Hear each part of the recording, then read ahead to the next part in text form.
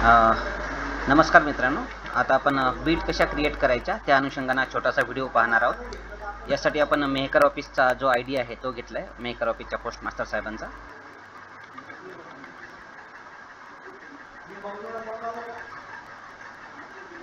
त्यांचा जो काही पासवर्ड असेल तो आपल्याला या ठिकाणी टाकायचा आहे।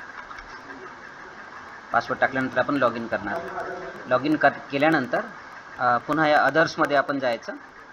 पोस्टमन अँड डिलिव्हरी मॅनेजमेंट नावाचं कार्ड आपल्याला सिलेक्ट करायचं आहे। हे कार्ड कदाचित काही जणांच्या लॉग इनमध्ये बाजूलासुद्धा असू शकतं।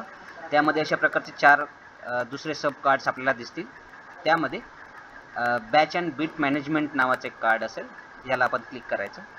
यामध्ये बॅच मॅनेजमेंट आणि बीट मॅनेजमेंट असे 2 मेनूज असतील। या ठिकाणी या बीट मॅनेजमेंटमध्ये आपण जायचं।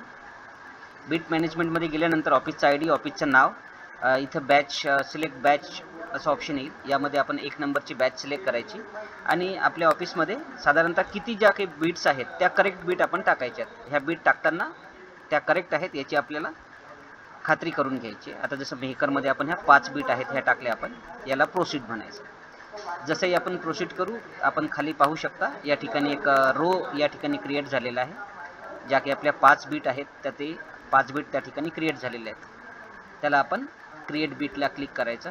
जसंही आपण क्रिएट बीटला क्लिक करू, असा एक पॉपअप मेसेज जनरेट होईल।